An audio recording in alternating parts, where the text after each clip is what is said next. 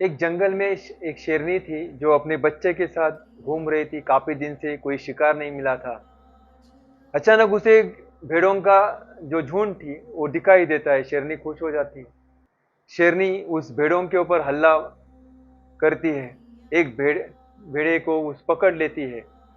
उसी बीच उस भेड़े को लेकर वो आगे निकल जाती है, लेकिन उसकी जो बच्चा था वो वही उस भेड़ों के में मिस हो जाता है।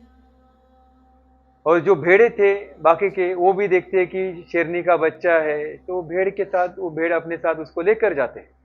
अब क्या होता है, जो शेर का जो बच्चा था, शेरनी का जो बच्चा था, आहिस्ता आहिस्ता भेड़ों के साथ ही बड़ा हो जाता है। और जो भेड़िया कर रही थी वही करने लगता है, क्योंकि उस वही देखा है बचपन से। एक दिन क्या होता है, ऐसे ही वो उन सारे भेड़ियों के साथ जंगल में घूम रहा था। उसी समय एक शेर वहां पर पहुंच जाता है। वो देखता है कि भेड़ों का झुंड जा रहा है। उसे भी भूख लगी थी, तो शिकार करने के हेतु से वो उसके ऊपर अटैक कर देता है। वो तो जैसे ही नजदीक जाता है तो देखता है कि अरे ये तो भेड़ों में एक शेर भी दिखाई दे रहा है। और वो जो शेर जो है वो भी मुझे देखकर भाग रहा है। वो समझ नहीं पाता कि ऐसा क्यों। तो वो सारे भेड़ों को छोड़कर उस शेर के पीछे दौड़ना शुरू कर देता है। जैसे ही शेर पीछे लगता है तो ये जो भेड़ियों में बड़ा हुआ शेर है वो और दौड़ने लगता है। लेकिन ये जो शेर है वो और चपलता से उसके नजदीक जाता है। बोलता है कि भाई तू भाग क्यों रहा है, तू भी शेर मैं भी शेर, डर क्यों रहा है। तो वो जो भेड़ों में बड़ा हुआ शेर बोलता है कि मुझे मत मारो, मुझे छोड़ दो। तो ये शेर बोलता है अरे मैं कैसे मारूंगा, तू भी शेर, तू मेरा भाई है।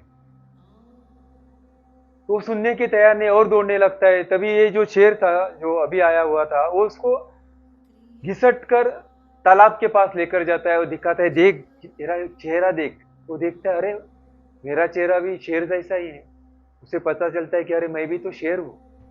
तो ये जो बोलता है कि तू शेर है, तू भागो मत, तू मेरे जैसा ही है, तू ताकतवान है।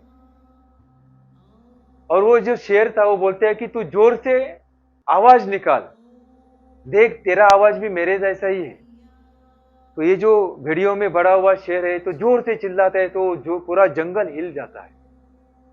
उसे पता चलता है अरे मैं तो शेर हूं। हमारे साथ क्या हो रहा है।